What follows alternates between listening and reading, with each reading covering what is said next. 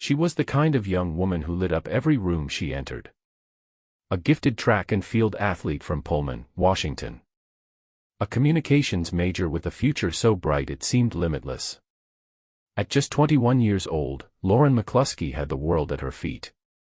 But in October of 2018, she vanished from the University of Utah campus.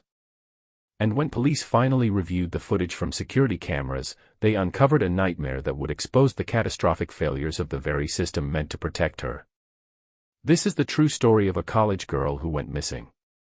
And what the cameras revealed. September 2, 2018. It seemed like an ordinary night for Lauren McCluskey. A senior at the University of Utah and a member of the school's track team, she spent time like many college students do, attending classes, spending time with friends, occasionally visiting bars in downtown Salt Lake City. On this particular night, Lauren met a man at a bar called the London Bell. His name was Melvin Shawn Rowland. He was working there as a bouncer.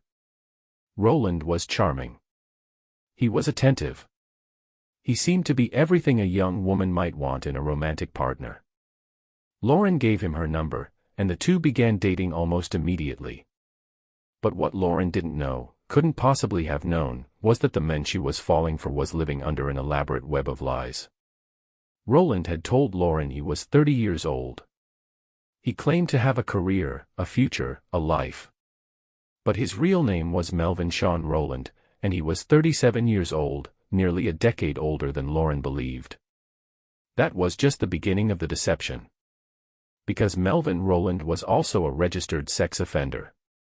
He had been convicted of enticing a minor over the internet and forcible sex abuse. He had spent time in prison and was currently out on parole.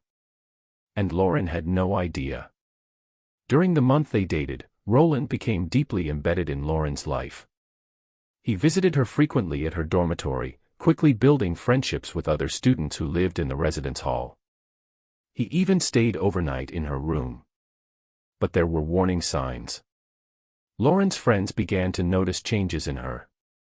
They observed Rowland's increasingly controlling behavior, how he wouldn't let her hang out with friends. They noticed Lauren's physical appearance had begun to change.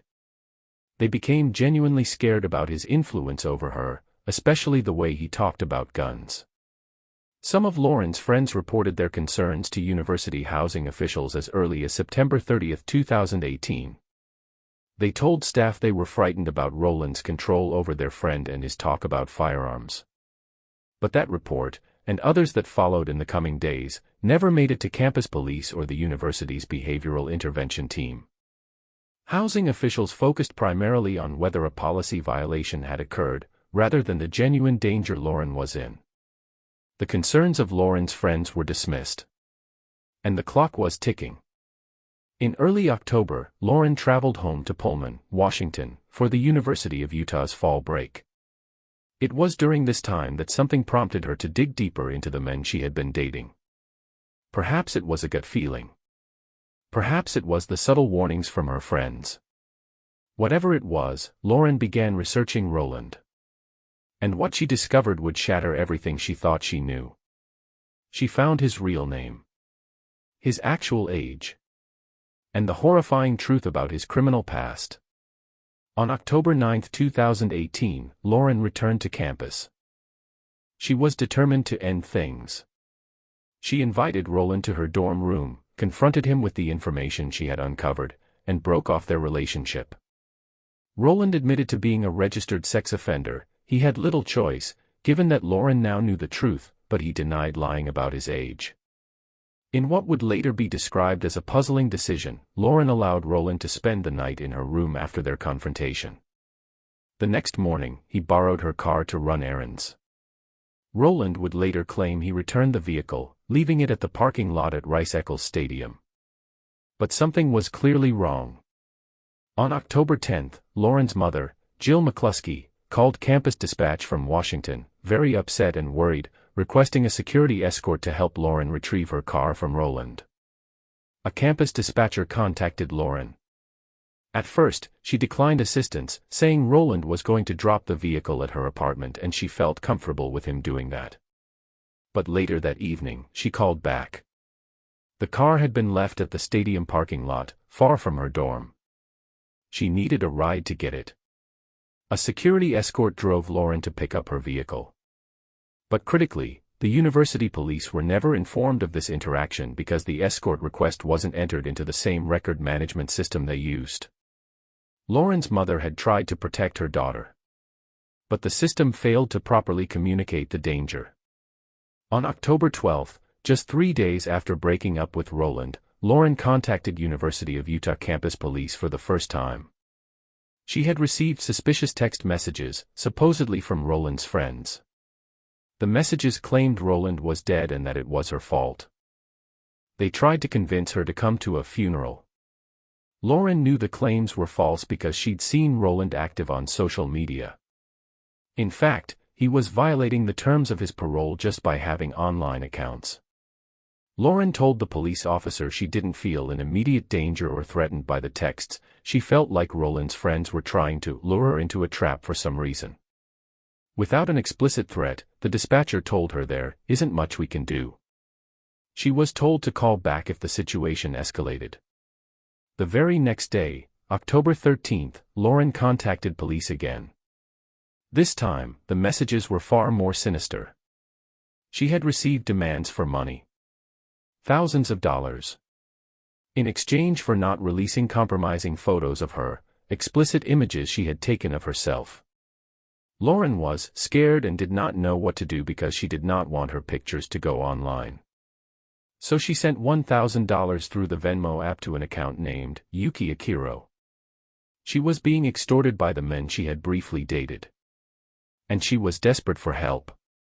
At 9:22 a.m. on that Saturday morning, Lauren spoke with Officer Miguel Darris. Darris took Lauren's report. He advised her to try to stop the Venmo transaction and to end all communication with Rowland. She said she wanted to press charges. But here is where the tragedy truly begins to unfold. Because while Officer Darris was supposedly investigating Lauren's case, he would commit an act of profound betrayal.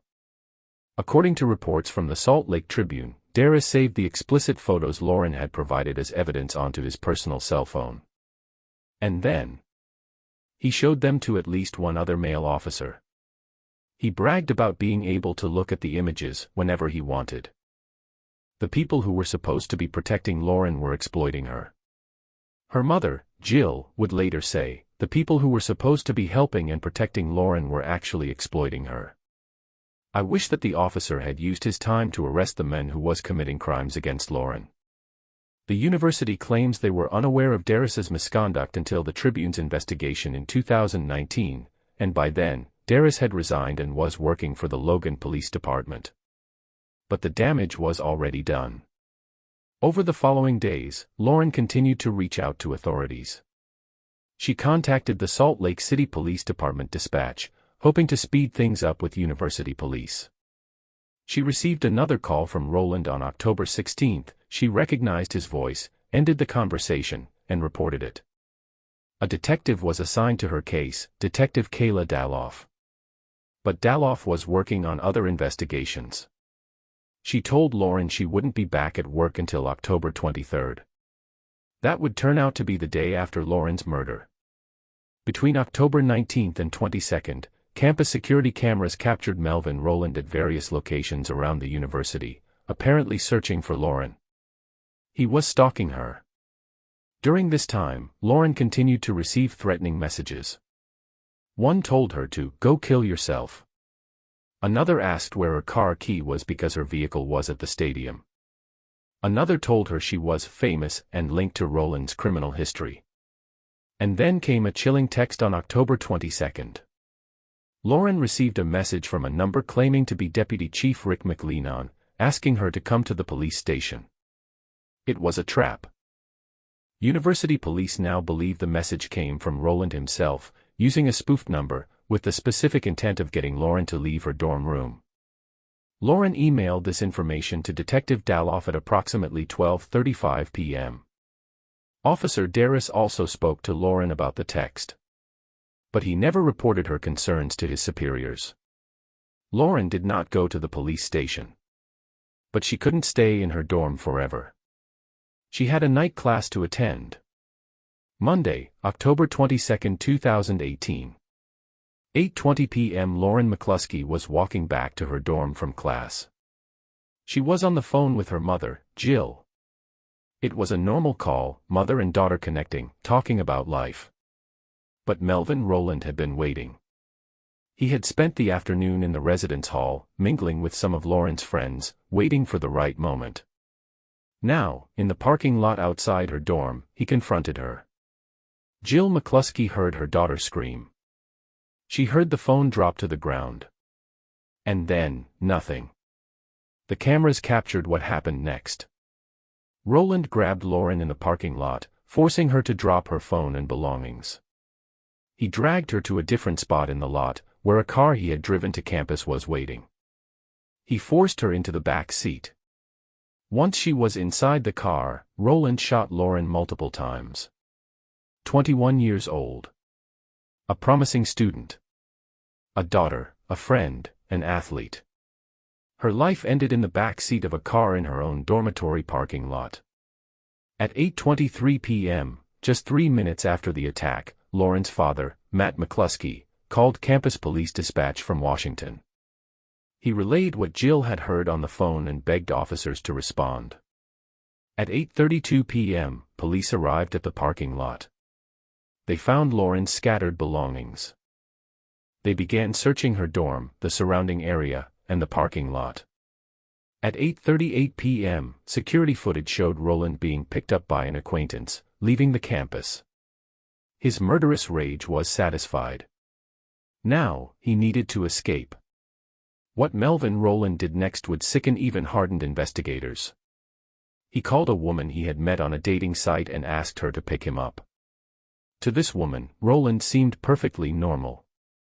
He said he was just getting done with a workout on the University of Utah campus. They went to dinner at a restaurant. They drove by the state capitol. They went to her apartment downtown, where Rowland took a shower. She had no idea that the man in her shower had just murdered a young woman. At 9:55 p.m., while Rowland was on his date, police searching the parking lot made a horrific discovery. Lauren's body was in the back seat of a car. She had been there the entire time. At 9:56 p.m., campus security sent out a secure-in-place alert. There had been an on-campus shooting. At 10:09 p.m., an alert was sent with suspect information. Updates were sent every 30 minutes, telling students to shelter in place. At 11:46 p.m., the secure-in-place order was lifted after police determined the suspect had left campus. At 12:01 a.m., the suspect was identified by name, Melvin Rowland. At 12:46 a.m., Salt Lake City police located Rowland. They engaged in a foot pursuit. Rowland entered Trinity AME Church at 239 East Martin Luther King Boulevard. As police entered the church, Rowland took his own life. A self-inflicted gunshot wound. At 1:47 a.m., a campus-wide alert was sent. Rowland had been located and was no longer a threat. For the University of Utah, the immediate danger was over. For Lauren's family, the nightmare was just beginning. In the days and weeks that followed, Lauren's parents, Jill and Matt McCluskey, would discover the horrifying depths of the failure that had cost their daughter her life. Investigations revealed that Lauren had contacted campus police more than 20 times in the days leading up to her murder. She had provided them with everything they needed to arrest Rowland. His criminal history. His identity. The evidence of extortion. The threatening messages. And yet, no arrest was made. The independent review team found that campus police never attempted to check Rowland's offender status, meaning they didn't discover he was on parole. There were no policies or procedures that required such checks. A parole agent had actually spoken to Rowland on October 16, but because university police hadn't communicated with adult probation and parole, the agent had no idea about Lauren's reports. Had anyone simply checked Rowland's parole status, he would have been incarcerated for violating the terms of his release, and Lauren would still be alive. Officer Miguel Darras, who had saved Lauren's intimate photos to his personal phone and shown them to colleagues, was never criminally charged. The Salt Lake County District Attorney said there was no statute that would allow for an indictment. But Darris was eventually terminated from the Logan Police Department because of his actions in the Lauren McCluskey case. Detective Kayla Daloff was also terminated from the university. Her attorney claimed she was wrongly fired. University Police Chief Dale Brophy retired months after Lauren's murder, with a severance package. The university was forced to confront a devastating question: how could a young woman ask for help over and over again, and be ignored? Lauren's murder sparked a national conversation about campus safety and institutional failures. On October 22, 2019, the one-year anniversary of Lauren's death, nearly 200 students stood outside the Park building in President's Circle, protesting the university's response to student safety concerns. In March 2019, the Utah legislature passed a campus safety bill partly inspired by Lauren's experiences. It required colleges and universities to develop safety plans and trainings and mandated a statewide system for sharing information about domestic violence, stalking, and sexual assault. The University of Utah announced nearly $1 million in new campus safety investments, including hiring a chief safety officer and improving security in older housing units. But for Lauren's parents, no amount of money could bring their daughter back. On June 27, 2019, Jill and Matt McCluskey filed a $56 million lawsuit against the University of Utah. Their attorney stated that Lauren's death was preventable, a direct result of the university's failure to respond to her repeated reports against Rowland. In one of the most damning revelations, the university's own legal team argued that the campus police department didn't have a responsibility to protect students when threats were made by someone not affiliated with the university.